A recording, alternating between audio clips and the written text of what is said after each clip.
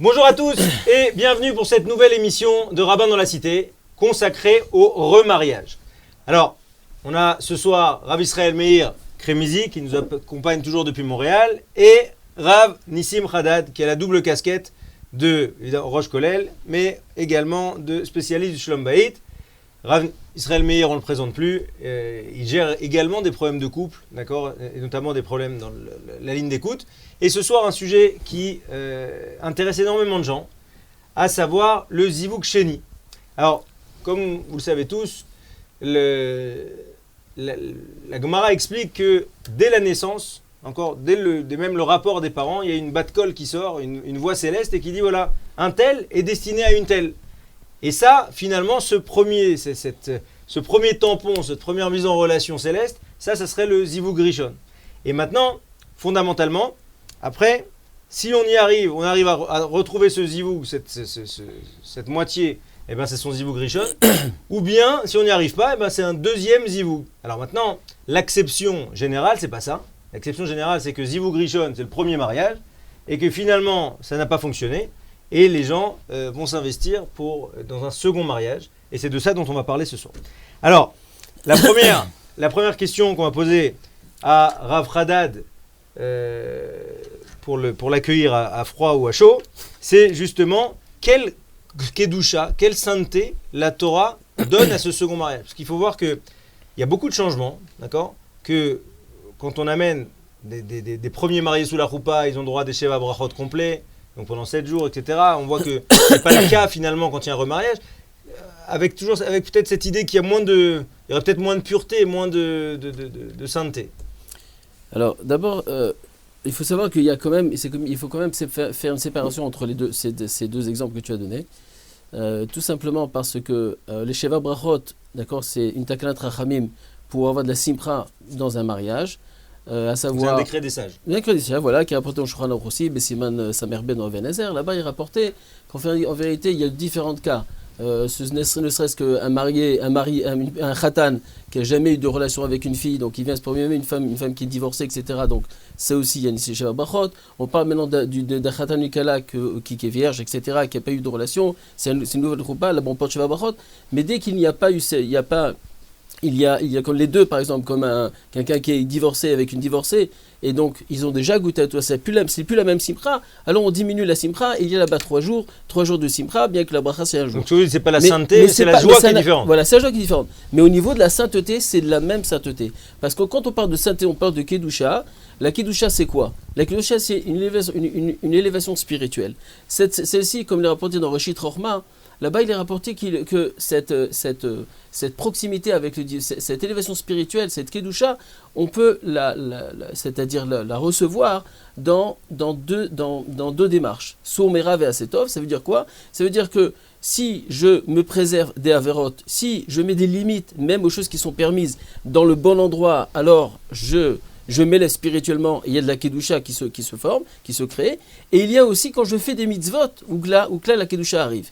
En l'occurrence, quand on parle de mariage, la relation justement, mais marquée, il y a dans la Torah le récite, il y a un verset dans la Torah qui est marqué, qu'Akadosh Baruch Hu nous demande Gdoshim tiyu ki kadoshani. Hachem nous demande d'être kadosh, d'être saint, d'être pur, d'avoir une sainteté, parce que lui-même il est kadosh. C'est quoi kadosh ? Gdoshim, Prushim, c'est quoi ? C'est de se réserver, de s'unir. Akadosh Baruch Hu, il est un. Le fait qu'un homme et une femme vont se retrouver pour former une unité avec un amour, avec une harmonie, alors eux-mêmes, ils apportent la Akadosh Baruch Hu, Zahu Shechina Benem, la Shechina, elle descendre en eux, et alors ça développe une certaine kedusha dans le couple. Rav Kremizi, vous partagez ou vous voulez rajouter quelque chose ? D'abord, je pense qu'on parle de, juste clarifier d'abord, il y a 2 principes. Vous avez parlé de bracha et de deuxième mariage. On peut être en deuxième mariage et avoir des shiva brachot. Je pense que c'est ça que le Rav Haddad voulait dire. Un khatan qui se marie un deuxième mariage avec une kala ou l'inverse. Donc on peut avoir, donc ça n'a rien à voir en tant que deuxième mariage. Ça a à voir avec le khatan et la kala. On en revient un peu à mon idée qu'il y a une pureté, entre guillemets, dans le second mariage de part et d'autre. Par essence, on perdrait cette pureté-là. Non. Alors, par rapport à ça, il faut savoir que vous touchez un sujet très intéressant, que la Gemara dans Masechet Sanhedrin, à la fin du premier Pérek, elle parle de ce qu'on appelle Eshet Neurim. la première femme qu'un homme il a. Exemple, on peut le voir à propos du Kohen Gadol. Le Kohen Gadol, il pouvait seulement se marier avec Isha Bivtulea, une femme qui n'avait jamais été partie avec un homme.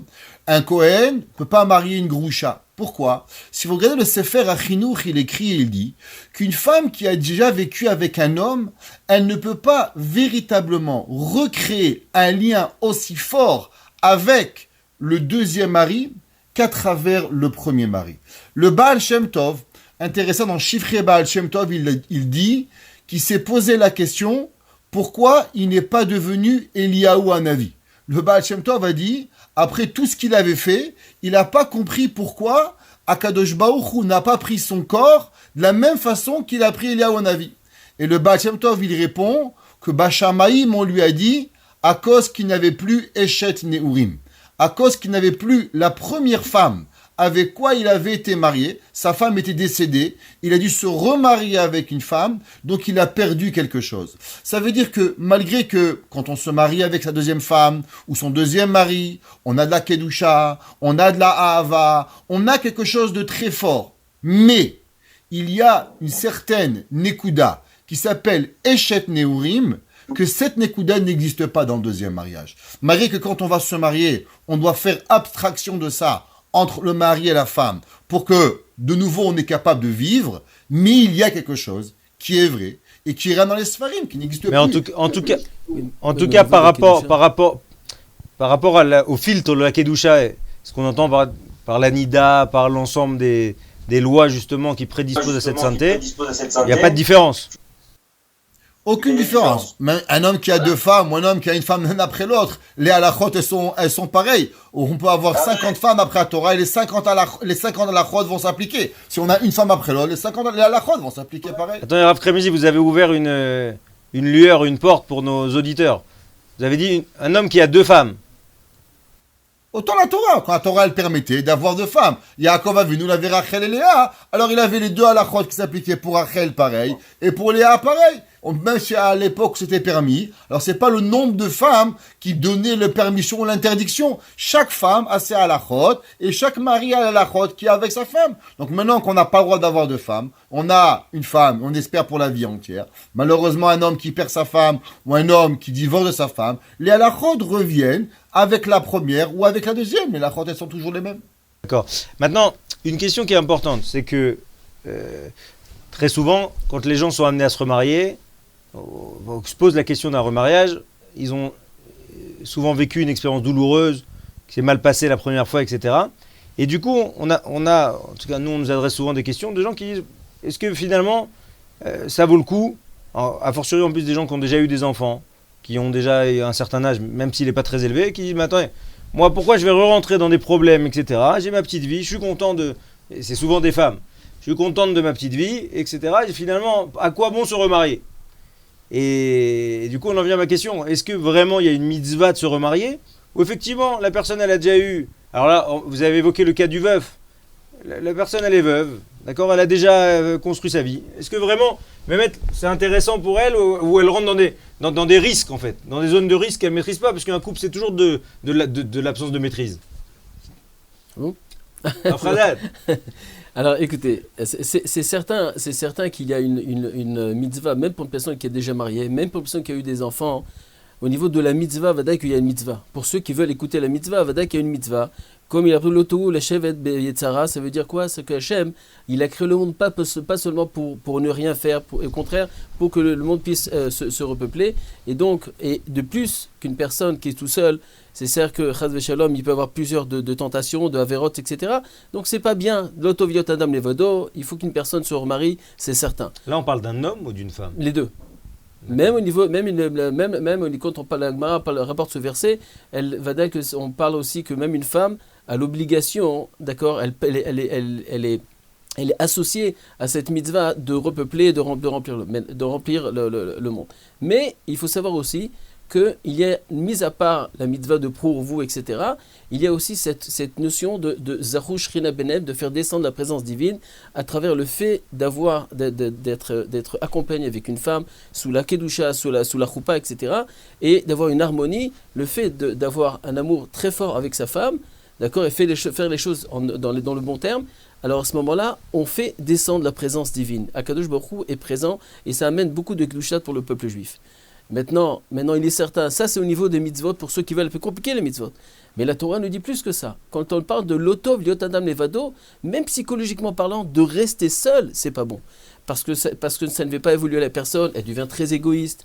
Et ce n'est pas même pour lui, c'est même pas le bon exemple qu'il peut apporter, même lui à ses enfants. Mais non, c'est vrai qu'il y a des obstacles. On nous dit souvent, c'est vaut mieux être seul que mal accompagné. C'est vrai, mal accompagné, mais ça veut pas dire qu'il faut rester seul. Ça veut dire qu'il faut gérer, voir comment on fait pour être bien accompagné et ne pas rester avec le principe de rester seul à être mal accompagné. Rav Kremezi, vous qui voyez souvent qui gérez souvent des problèmes comme ça à chaud, de couple, de remariage difficile avec des familles qu'il faut finalement réimbriquer, etc. Pour vous, c'est quoi les grands risques du remariage? Pourquoi finalement... D'abord, il faut savoir que, je voudrais dire deux choses. Le remariage apporte deux choses. D'abord, comme le Rav, il a dit, Rav Hadad, la Kedusha. Mais venons, on va parler d'un homme qui a déjà un certain âge. Il a plus tellement de tentation, il peut plus avoir d'enfants, une femme qui est ménopausée, plus de 50 ans. Alors, la question se porte encore plus grand. Est-ce que vraiment aujourd'hui, il y a encore la raison de se marier? J'ai rencontré un jour un homme qui avait plus de 80 ans, qui s'occupait de faire des shidduchim pour les personnes du troisième âge. Et je lui ai demandé, c'est quoi là, le but de ce mariage de personnes de troisième âge qui sont normalement vécues avec leur conjoint ou leur conjointe plus de 40 et des fois 50 ans. Et cet homme-là m'a dit que dans le mariage, il y a deux choses. Il y a d'abord l'amour, s'aimer deux personnes. On comprend quand on a vécu avec son mari, des fois 40, 50 ans, et qu'un et deux, il est décédé, c'est difficile de recréer un amour à 75 ans ou à 80 ans.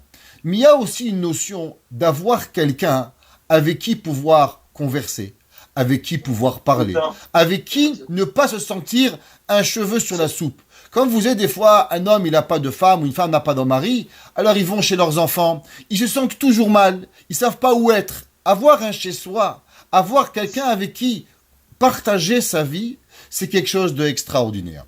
Je voudrais rajouter aussi un Reshit Chochma. Le Reshit Chochma, il demande et il dit, il y a beaucoup de mitzvot dans la Torah, et les mitzvot, on ne doit pas tous les aimer. Par exemple, votre loulav, il n'y a pas une mitzvah d'aimer votre loulav. Il n'y a pas une mitzvah d'aimer votre rétrog. Il n'y a pas une mitzvah d'aimer votre mezouza. Mais il y a une mitzvah d'aimer sa femme. Et le Reshit Chochma demande, pourquoi la Torah, elle demande qu'on a une mitzvah d'aimer sa femme? On doit être gentil avec elle, on doit la respecter, mais quelle est la raison qu'on doit, développer de l'amour avec sa femme?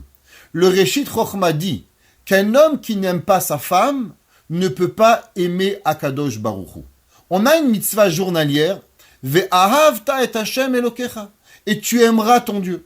Que ce soit un homme, que ce soit une femme, c'est une des mitzvot midites que chacun de nous avons. À travers le mariage, à travers le don de soi, à travers le fait de ne pas être égoïste et de penser à quelqu'un à chaque seconde de ma vie, je développe chez moi l'amour et je peux développer cet amour envers Akadosh Baruch Hu.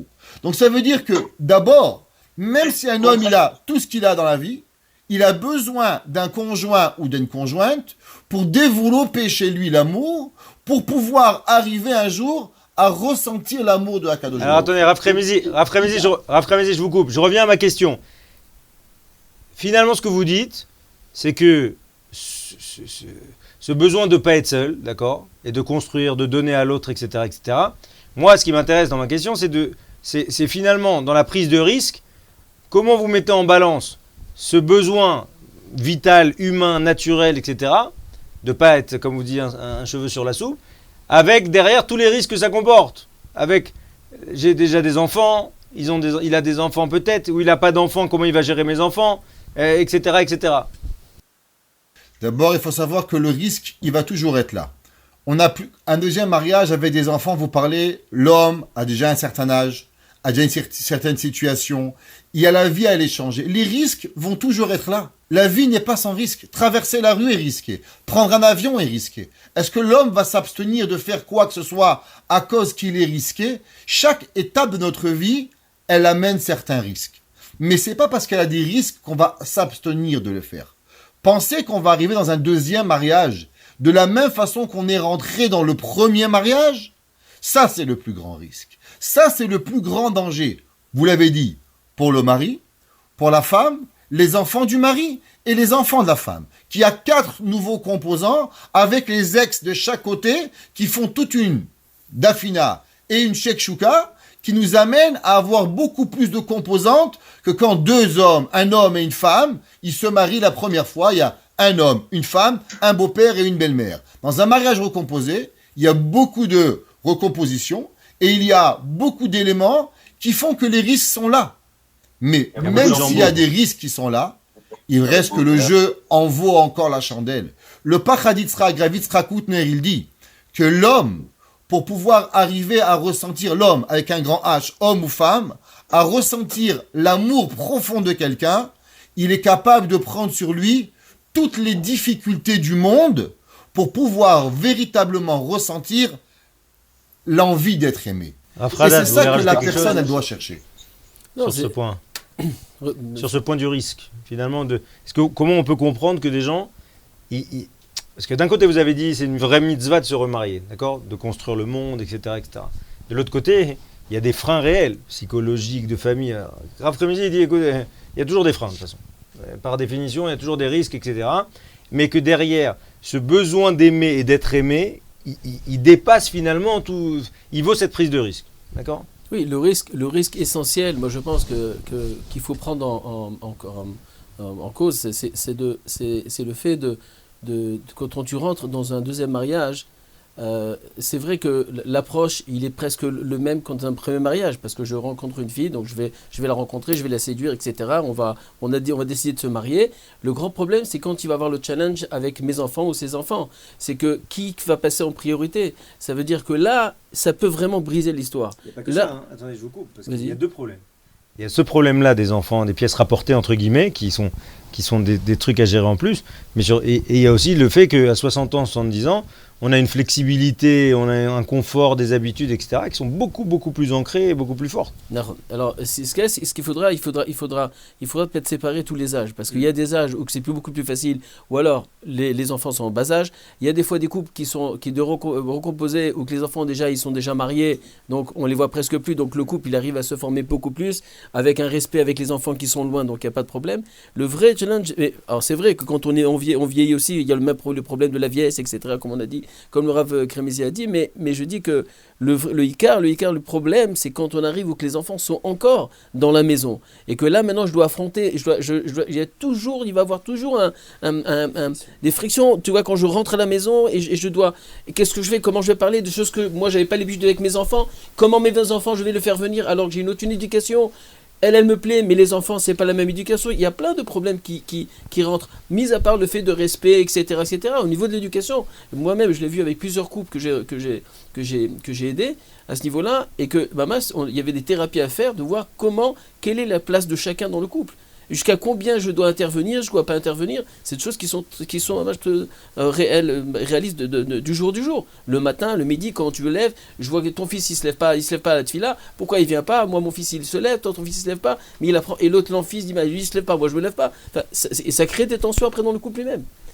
Donc ce sont des choses vraiment, mais c'est un affront que c'est pas pour cela, comme il a dit Rafkin, c'est pas pour cela qu'on va dire allez on reste chez nous. Vaut mieux ne pas rentrer dans cette histoire, au contraire, parce que c'est un besoin existentiel de se marier. C'est essentiel, un besoin essentiel et même existentiel. Ça veut dire que ça me permet d'exister. Même quand on arrive à un certain âge, d'accord, comme on dit, l'âge de 3e âge, etc. Mais qui c'est qui va me respecter ? Qui c'est qui va m'écouter ? Qui c'est qui va être attentionné à mes petits besoins ? C'est fini, c'est plus la vie continue et moi je me retrouve tout seul.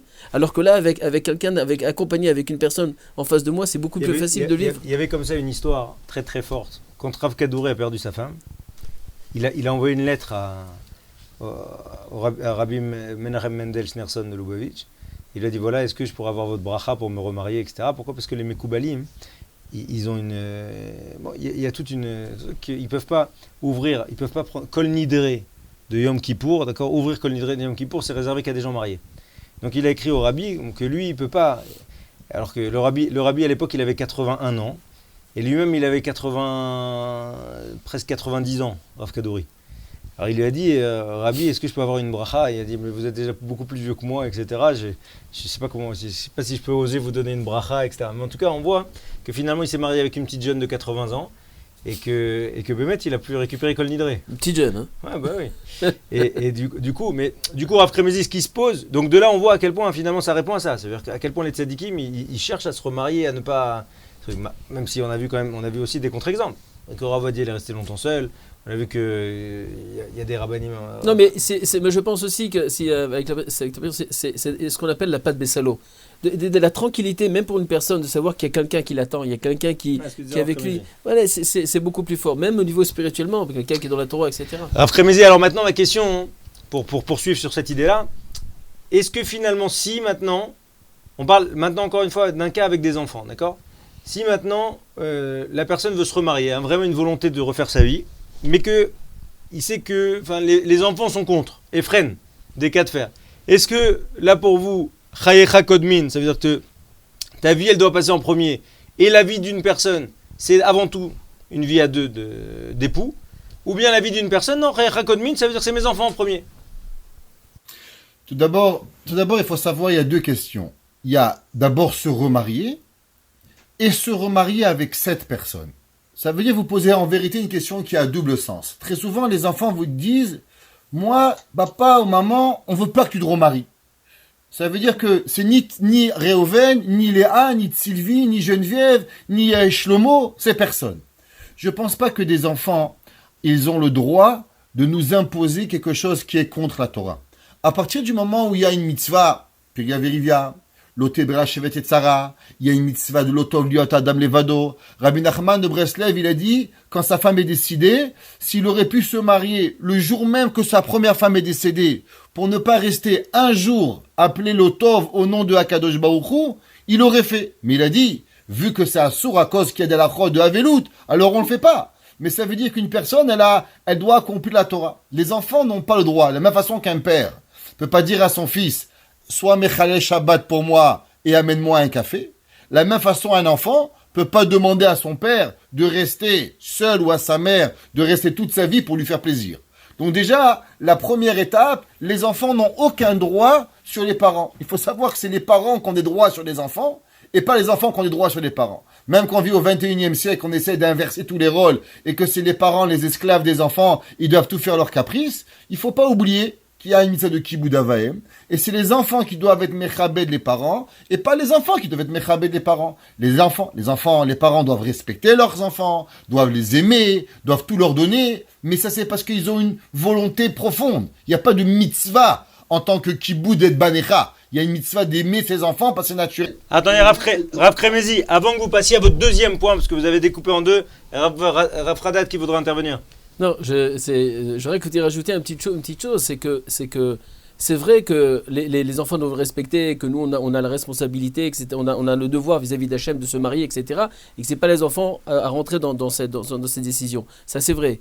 Mais il en est que nous sommes quand même, il y a quand même une certaine responsabilité vis-à-vis de nos enfants suite à la déchirure qu'on a créée dans leur côté psychologique. Ça veut dire que peu importe les raisons dans lesquelles nous avons, je ne suis pas en train de juger, mais peu importe les raisons de laquelle le couple n'a pas marché et qu'ils sont obligés de divorcer, des fois même, chas v'shalom, des fois il y a quelqu'un qui décède, c'est une autre histoire.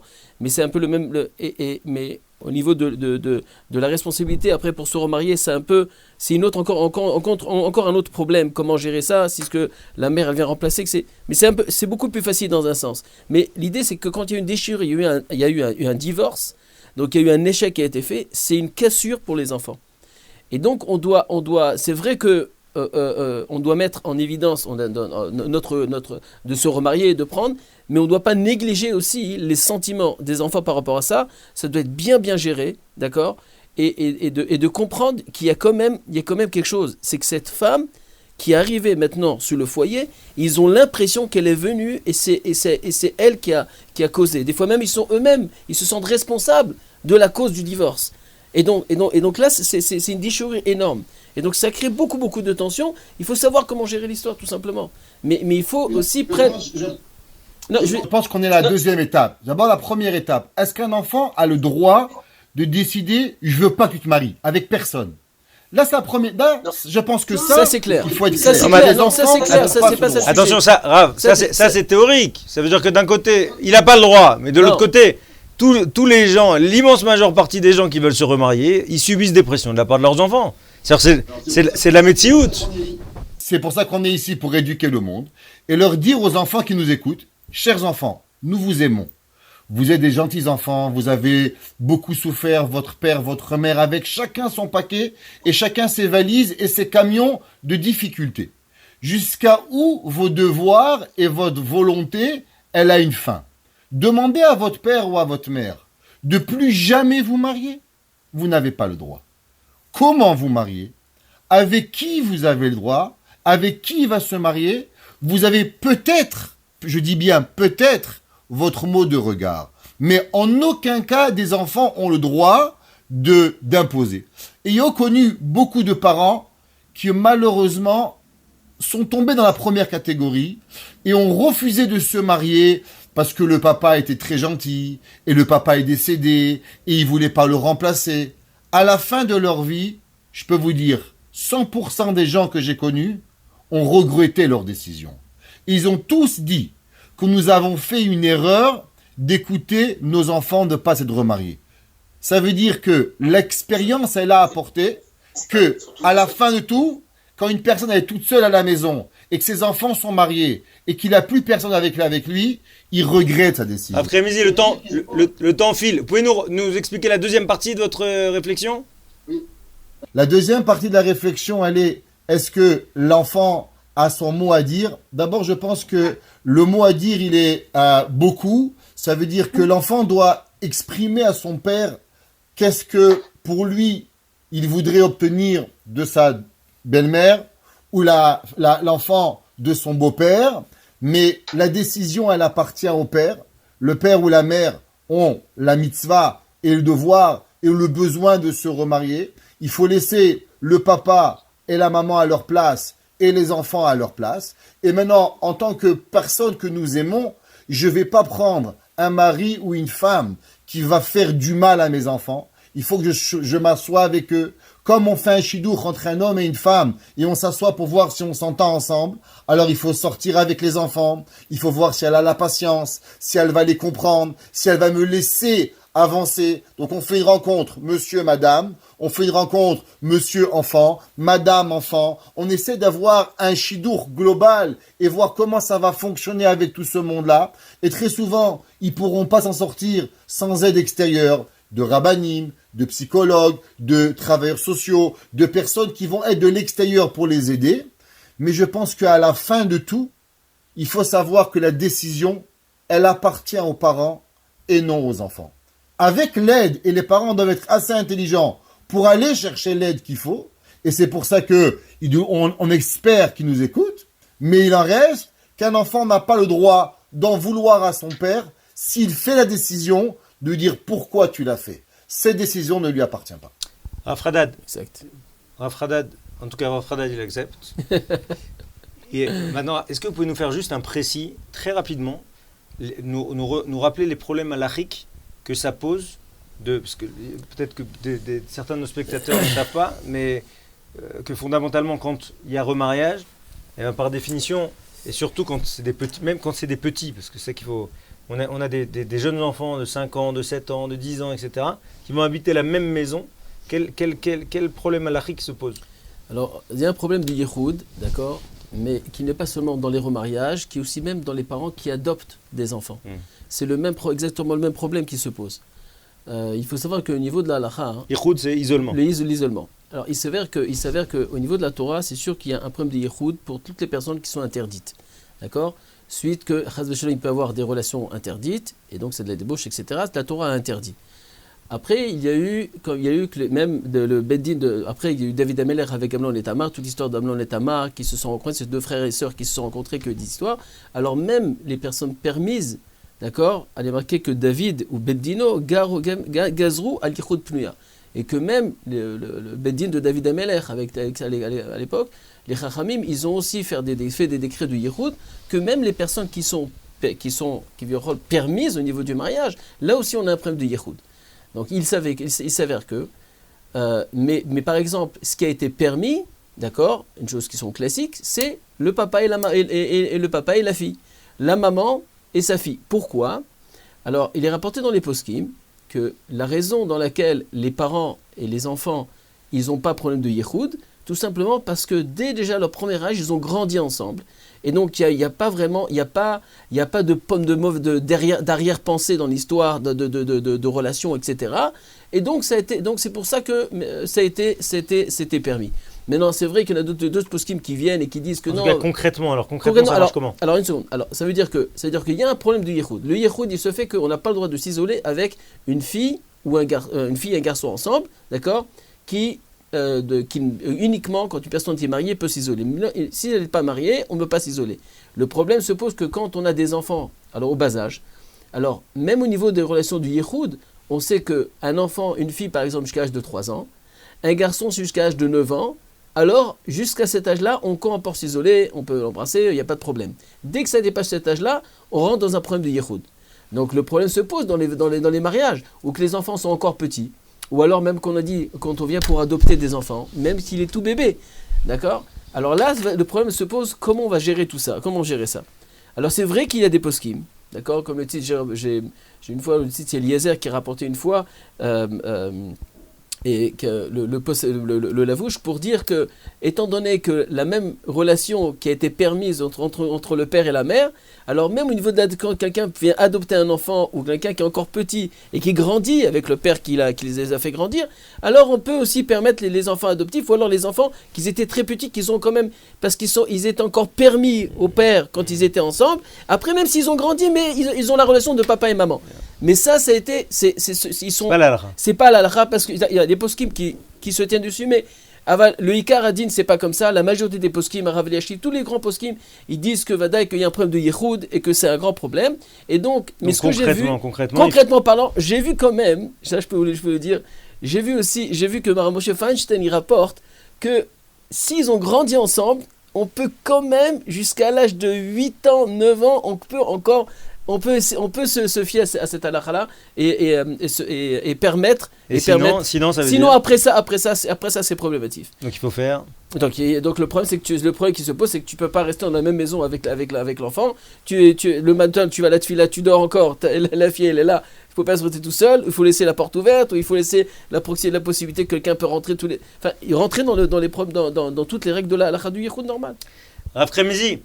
À condition qu'il n'y a pas d'autres frères et sœurs. S'il y a d'autres frères et sœurs à la maison, il y a pas. Et je rajouterai aussi que à cause du tzitz Eliezer, qu'il permet même après la bar mitzvah et le mariage et plus tard. Donc dans toutes les halachot, dans Ktanim, on est très méquille. Ça veut dire que très souvent, par exemple, une maman, elle a marié un monsieur qui a un petit garçon et que c'est très difficile qu'à l'âge de 7-8 ans, on lui dit que bon, on t'embrasse plus. Un enfant à l'âge de 8 ans, il a besoin d'avoir un bisou de sa maman. Alors, on lui permet d'embrasser sa maman adoptive ou sa belle maman jusqu'à l'âge de bar mitzvah. Et halakha le maaseh, je vous dis de Rabbanim et de Gedolim que je leur ai demandé la question et ils m'ont dit que les maaseh, vu que c'est seulement un digne de chinour, et que les masses, c'est le besoin affectif aujourd'hui, il est plus grand que ce qu'on peut imaginer, alors les masses, c'est en émetkil. Je parle pas dans yichud, mais je parle dans kirva. Ça veut dire qu'un enfant, que s'il a grandi avec une maman adoptive, ou une maman qu'il a élevée, elle pourra l'embrasser jusqu'à sa bar mitzvah, ou un papa jusqu'à sa bat mitzvah. On a bien entendu Rav Kremizi, évidemment chacun s'adressera à son Rav, etc., pour fixer pour lui ce point-là. Maintenant, ce que je vais vous demander, aussi bien, et c'est un conseil que je vais vous demander à chacun de donner votre conseil pour finir cette émission, aussi bien pour des gens qui ont divorcé sans avoir eu d'enfants, qui ont divorcé très vite, qui ont divorcé très tard, après des moments plus ou moins compliqués, qui ont divorcé avec enfants, qui ont divorcé sans enfants. Quels conseils pourriez-vous donner chacun d'entre vous pour justement que cette seconde union soit réussie? La semaine dernière, j'étais avec Rav Shlomo Zafrani, et il m'a dit, au nom, évidemment je ne me souviens plus au nom de qui, mais en tout cas il m'a dit qu'il y a un grand darshan en Israël, un des plus grands spécialistes Shalom Bayit israélien, qui lui a dit que si les gens ils investissaient la moitié de ce qu'ils investissent dans le zivug sheni, il n'y aurait jamais de divorce avec le zivug rishon. en termes d'énergie. Ce qui est quand même très positif, c'est ça aussi que je voulais dire. C'est-à-dire que finalement, les gens vraiment, ils s'investissent plus dans leur zivug sheni une fois qu'ils ont vécu des complications avec leur premier zivug. Vous avez chacun 2 minutes pour conclure. Chavod. Je veux juste dire que vous avez touché un point. J'ai fait une fois une vidéo sur zivug sheni et je veux dire, dans la vidéo, j'explique qu'il y a une chose qu'on remarque dans le zivug sheni, c'est que le couple n'est jamais véritablement à l'aise. J'ai remarqué ce concept dans beaucoup de couples, que le deuxième couple n'a pas cette façon d'être naturelle. Alors, c'est bien et c'est mal. Dans la façon que vous l'avez dit, que le Rav Shlomo Zalman dit qu'une des plus grandes problématiques dans le zivug rishon, c'est que le mari et la femme se sentent tellement à l'aise, c'est qu'on oublie que la personne, elle est là. Ça veut dire, Rav Shlomo Zalman, il dit, comment on peut vivre avec une femme pendant 50 ans sans la vexer? Il dit, la seule et unique façon, c'est de ne pas imaginer qu'elle est notre femme, d'imaginer qu'elle est notre fiancée. Alors on se garde toujours cette gêne. Un deuxième zivug, on a grandi sans elle, et on a cette petite gêne dans nous, alors automatiquement, on est moins à l'aise et on se permet moins de dire ce qu'on veut et d'agir de la façon que l'on veut, alors on est capable d'arriver beaucoup plus. Dans le premier zivug, malheureusement, on se sent beaucoup plus acquis et c'est comme un droit d'acquis, alors on se permet. La seule chose que je vais dire pour réussir un deuxième mariage, la première, c'est de ne pas croire que son deuxième conjoint, ça va être votre psychiatre. Numéro 2, il réglera pas tous vos problèmes. Et numéro 3, s'assurer que quand on va faire un choix, on va pas faire un choix avec tout ce que je n'ai pas eu, mais véritablement de faire un choix avec ce que j'ai besoin et pas d'essayer de faire l'inverse du miroir. Et l'inverse du miroir que je n'ai pas eu, c'est ça qui me rendra heureux. Si on met ces 3 principes, alors on pourra avoir véritablement un deuxième mariage avec beaucoup de succès. Amen, amen. Rav Nissim Haddad, le mot de la fin. Alors, moi, je pense aussi que même dans le deuxième mariage, c'est-à-dire l'approche qu'on doit avoir, c'est exactement comme le premier. La séduction, d'être clair, d'avoir les mêmes conditions, de savoir qu'on va dans la même direction, qu'on est clair. Pas ce qu'on a fait dans le premier mariage, où moi je suis tout d'un côté, ou l'autre est parti d'un autre, lui il est plus religieux, moins religieux. Et là, de prendre ma mâche, d'essayer de s'adapter au niveau de la même direction, au niveau des mêmes affinités, au niveau de beaucoup de choses. D'accord ? Ça, c'est un point. Deuxièmement, encore une fois, d'avoir de la communication, de parler de choses concrètes et tout ça, d'essayer de faire très très attention avant de rentrer dans un deuxième mariage, de vérifier bien les problèmes des finances de chacun, que il n'a pas de dette, etc. Parce que ça crée des tensions. Dès qu'on se marie, après, hop, je savais pas, il m'a caché qu'en vérité il avait des dettes là-bas et que maintenant on est ensemble. Et donc il y a des choses à régler bien avant, d'être clair à ce niveau-là, d'être très ouvert. Ça c'est le problème des dettes. Il s'avère aussi de vérifier, des fois même quand il y a un deuxième mariage, des fois ça arrive qu'il y a des problèmes de maladie que un est cache à l'autre, d'accord, et là c'est des choses qui sont aussi, même comme dans le premier mariage, qu'il faut vérifier. Mais un conseil qui est, je pense, qui est indispensable dans le deuxième mariage, c'est de connaître aussi sa place. Ça veut dire que quand on va rentrer là-bas, alors c'est vrai qu'il y a cette femme que je dois maintenant apprécier, je dois séduire, etc., et que ça devient mon épouse, et on doit arriver à former une seule chair, etc., et d'avoir toute la shrina, etc., mais de savoir qu'il y a aussi des enfants, qu'il y a une autre famille de l'autre côté, et d'être sensible, d'accord, aux enfants de mon conjoint, et des parents de mon conjoint, parce qu'ils voient ça les choses complètement différemment, et d'être sensible et de connaître ma place. Je ne suis pas là pour remplacer le père, je ne suis pas là pour remplacer la maman, je ne suis pas là pour remplacer des fois même le grand-père et la grand-mère. Et là, je reste à ma place. Je suis uniquement le mari de cette femme. Maintenant, j'ai quelque chose à dire qui est au niveau du respect, quelque chose à dire. Je m'adresse à ma femme, je m'adresse à mon mari. Écoute, tu sais, ce qui s'est passé avec les enfants, j'aimerais que comme ça, et on décide ensemble, et que ce soit la mère qui est la vraie mère de l'enfant, ou le père qui est le repère des enfants, c'est lui qui donne la direction à ses enfants. Et pas prendre la place de chacun, parce que là, ça crée un conflit. Et là, comme la question qu'on a posée tout à l'heure, qui c'est qui passe avant ? Et j'ai vu beaucoup de couples qui s'aimaient énormément, à la folie. Dès qu'on est arrivé au problème, ah, tu as touché mes enfants, je ne te laisserai pas parler comme ça. Et pourquoi ? C'est tout à tout, il est devenu, il ne pouvait pas supporter, c'est parce qu'il se sent quand même victime de leur douleur.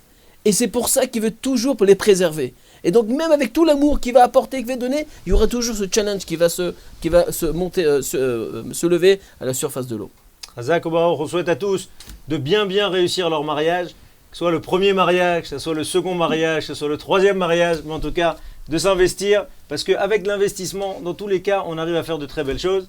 Amen, Kenny Ratson, et à très bientôt pour une prochaine émission de Rabbin dans la Cité.